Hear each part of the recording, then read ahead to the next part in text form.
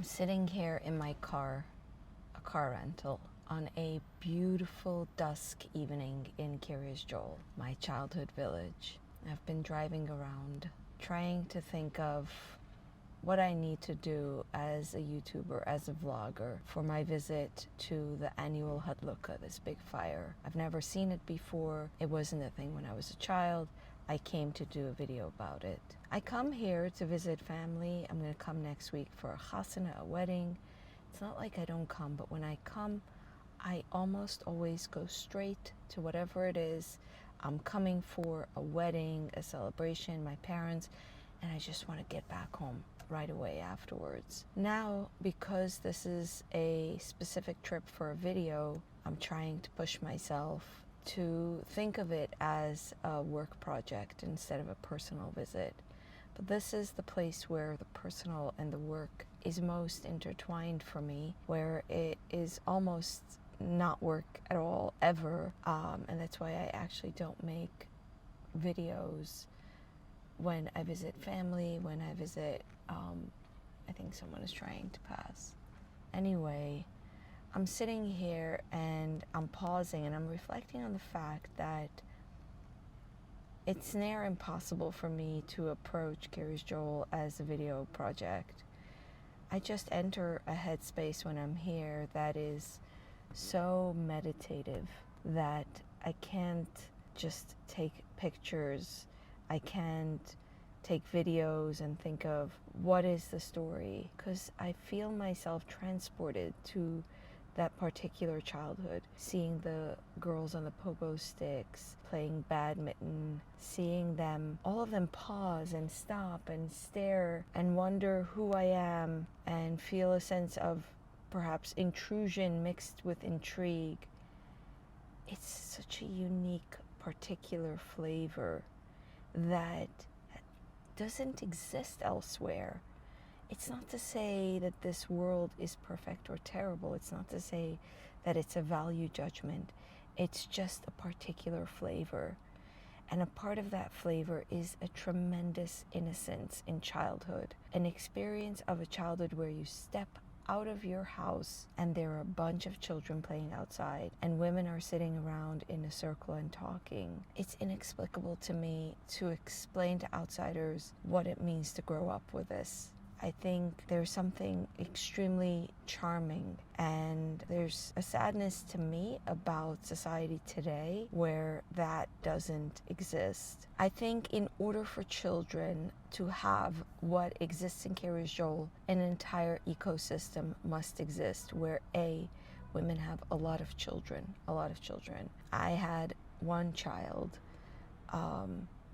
and now that Mother's Day is coming, I reflect on that. It wasn't what I thought would happen, but having so many children is giving your life towards motherhood. And I don't know how many women would be willing to do that. And in order for children to have a childhood of this kind of communal experience, you pop out of your house and there are other children playing. Everything is about children. You need the women to have a lot of children, and you need the men, of course, to be extremely involved and not only be successful business owners, entrepreneurs, or workers in whatever regard, supporting a large family, but also being extremely involved with the children. It's a very gender segregated world. There are a lot of spaces that are male only, and the fathers need to be very hands-on with the sons or the male teachers with their male students. And so in order for society to produce this kind of cocoon for childhood, adulthood needs to be entirely about taking care of children, or almost entirely, which is of course a lot to ask. I see myself as a feminist. I mean, there are all sorts of feminists these days, but I see myself as someone who believes in the empowerment of women. And for me, the idea of creating only one track for women, the possibility of focusing their lives so entirely on motherhood, it doesn't jive. And so I'm left with this conflict where I admire and appreciate things that I see here, and yet the elements that it takes to create it, I can't stand by. I'm feeling this tremendous inner conflict about. Another example is the banning of secular media, which means that children don't have TV, they don't have smartphones, they don't have internet. And it sounds so romantic and so wonderful. But first of all, there is a tremendous limitation. It's not all wonderful. There are some ways in which it is extremely limiting, but also it is extremely onerous on the adults. It's extremely difficult to raise children like this, where you can't hand them a device, where you can't rely on media, where you can't yourself sink into media. It's not to say that it's not extremely beneficial in many ways, but you know, there are a lot of people who get a lot of comfort and social connection through the internet. And in this community, I'm sure there's a percentage of people who are lonely or isolated and would have been otherwise if they had access to the media opportunities that there are out there. I also think there are a lot of people in the secular world who are overstimulated, addicted to their devices, and I'll be the first to raise my hand on that, and whose lives are diminished because of hyper addiction to screen culture. I'm turning over in my head all of these different feelings, sacrifices, and payoffs.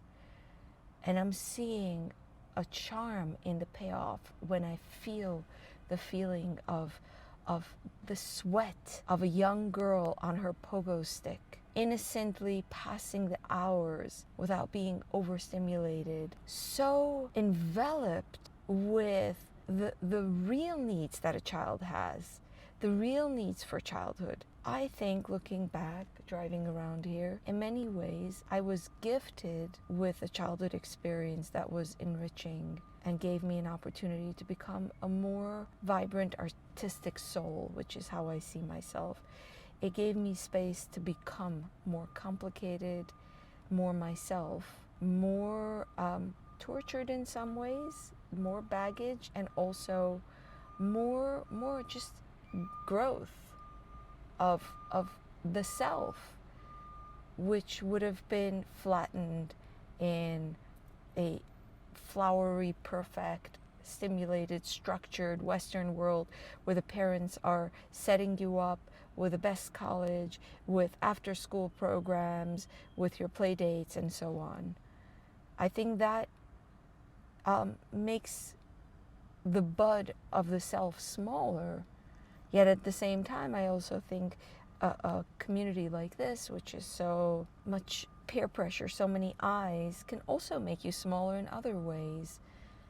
And so when I come to Kiryas Joel, it's almost impossible for me to approach it as a video project because I become so consumed with all of these feelings as memories flood back. I have these sensory experiences. I can taste Shabbos afternoon, Isis and Foxy's corn chips. At night, after cleaning the kitchen, washing the floor, I can smell the Mr. Clean, the Murphy, the table cleaned away, the chairs tucked on the table, running around with the girls at night when the younger kids are already asleep, the summer breeze through the window as we fold laundry. I can feel it, I can taste it. The littlest things bring back memories that are so long ago. I've lived such a long life since then. I walked in front of a place I worked as a young single mother. I remember my son coming off the bus after school and coming up to my office. Very hard time. I was going through divorce. I was shunned. I was shamed. It was brutal. And on the one hand, I walk through this area and I'm filled with gratitude that I'm not in this precarious place of transition. The other hand, I see myself in the reflection of this office building, and I'm older, so much older, so much time has passed, and it reminds me of how there's this tremendous chasm of a river between my childhood and Kiryas Joel today. I visited this whole area that is completely new. I don't know it. I don't know who lives there. It's just like all apartment buildings. And what's beautiful to me about it is it's structured in a way to give the children maximum social cohesion. Everyone lives together. It's safe. The children can run around downstairs. Everything is walking distance.